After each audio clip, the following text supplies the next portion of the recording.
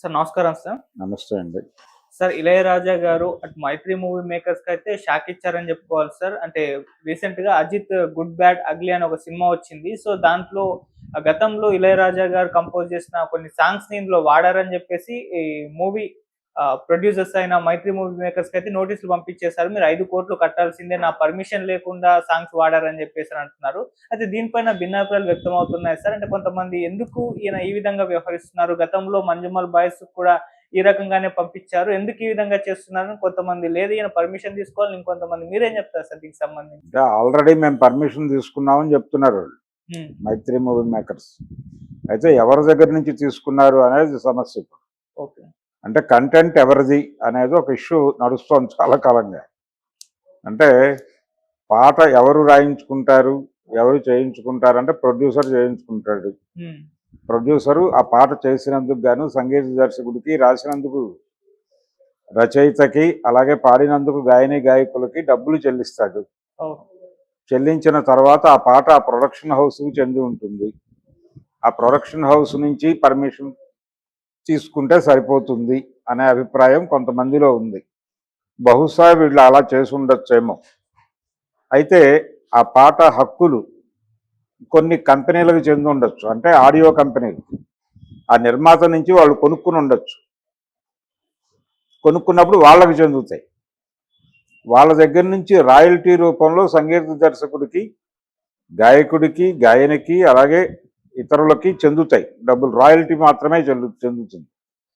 దాని మీద డబ్బులు డిమాండ్ చేసే హక్కులు ఉన్నాయా లేదా అనేది ఒక లీగల్ ఇష్యూ నడుస్తోంది ఆల్రెడీ. ఇళయరాజా గారి గొడవ వల్లనే అది మార్కెట్లోకి రైజ్ అయింది. ఇప్పుడు బాలసుబ్రహ్మణ్యం గారికి నోటీసులు ఇచ్చాడు ఈయన ఒకసారి గతంలో. బాలసుబ్రహ్మణ్యం గారు ఆయన విదేశాల్లో చేసేటువంటి కచేరీల్లో ఈయన పాటలు వాడేవాడు. ఈయన పాటలు అంటే అప్పుడు నోటీసులు ఇచ్చాడు. వాళ్ళిద్దరి మధ్య చిన్న అంటే మాటలు లేని కాలం నడిచింది కొంతకాలం. తర్వాత ఇద్దరు మళ్ళీ కలిశారు. ఆయన మ్యూజిక్ డైరెక్షన్లో ఈయన పాడాడు. అలా సమస్య పోయింది. కానీ ఆ టైంలో చాలా విస్తృతమైన చర్చ జరిగింది. అంటే ఇక్కడ ప్రధానంగా చూసేది ఏంటంటే ఇంటలెక్చువల్ ప్రాపర్టీ రైట్స్ ఏమిటి పరిస్థితి. అది ఇళయరాజా గారి మేధస్సు నుంచి పుట్టినటువంటి ట్యూన్స్ కదా. ఆయన మేధస్సుకి గౌరవం ఇస్తూ కొంత ఆయనకి నగదు చెల్లించడం అనేది సభ్యతా సంస్కారాల కిందకు వస్తుంది. రెండోది, ఆయన పాటలు తీసుకున్నప్పుడు ప్రొడ్యూసర్ దగ్గర నుంచో లేకపోతే ఆడియో కంపెనీ నుంచో రైట్స్ తీసుకోవడంతో పాటు వారికి కూడా ఒక మాట చెబితే ఏం పోయింది, ఇలా అయ్యా మేము మీ పాటలు వాడుకోవాలనుకుంటున్నాం మా సినిమాలో. అంటే సినిమాలో వింటేజ్ హీరో ఉంటాడు, ఆయనకు కొంచెం ఆ వింటేజ్ లుక్ తీసుకురావడానికి, ఆ వాతావరణం తీసుకురావడానికి మీ పాటలు కొన్ని వాడుకుంటాం అని చెప్పి ఆయనకి కొంత చెల్లించేసి ఉంటే అప్పుడే పర్మిషన్ ఇచ్చేసి ఉండేవాడు కదా. ఇప్పుడు 5 కోట్లు అడుగుతున్నాడు ఆయన. అప్పుడు ఏ 50 లక్షలకో సెటిల్ అయ్యే వ్యవహారంగా మారేది అది. అందుకని తనని పట్టించుకోకుండా ఇగ్నోర్ చేసి ఓవర్ రైడ్ చేసి పెడుతున్నారు అనే అభిప్రాయం కలిగినప్పుడల్లా ఆయన ఒక తిరుగుబాటు బావుట ఎగరేయటం అనేది మామూలుగా జరుగుతోంది. గతంలో కూడా వెంకట్ ప్రభు డైరెక్ట్ చేసినటువంటి ఒక సినిమాలో ఒక పాట ఒక సందర్భానికి ఇళయరాజా గారి మహేంద్రన్ సినిమాలో చేసినటువంటి ఒక ట్యూన్ వాడారు. ముల్లం మర్మం అని రజనీకాంత్ నటించిన సినిమా అది. అందులో దాని తెలుగు వెర్షన్ కూడా ఉంది, ముల్లు పువ్వు అని తెలుగులో వచ్చింది ఆ సినిమా. అందులో రాముడు రాజైన రావణుడు రాజైన మన కథ మారదులే అని ఒక పాట ఉంటుంది. ఆ పాట వాడారు అజిత్తే ఒక సందర్భంలో సరదాగా పాడతాడు అది. అప్పుడు కూడా ఈయన రియాక్ట్ అయ్యాడు. అలాగే రియాక్ట్ అయ్యాడు. అయితే ఆ సినిమాకి వెంకట్ ప్రభు డైరెక్టర్ కావడం, వెంకట ప్రభు ఆయనకి కొడుకు వరస అవటం, దాంతో అది ఇష్యూ ముందుకు నడవలేదు, ఆగిపోయింది.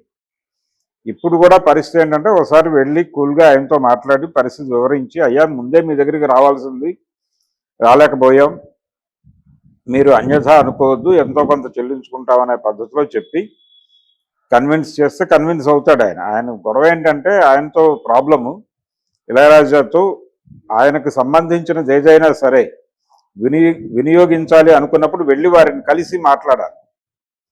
లీగల్గా దీని రైట్స్ వాళ్ళకి చెందుతాయి కదా, ప్రొడ్యూసర్కి చెందుతాయి, లేకపోతే ఆడియో కంపెనీకి చెందుతాయి. ఇలాంటి తర్కంలోకి వెళ్లకుండా మూఢభక్తితో వెళ్ళి ఇళయరాజా గారి శరణు జొచ్చితే వారు కటాక్షించే అవకాశాలు ఉంటాయి.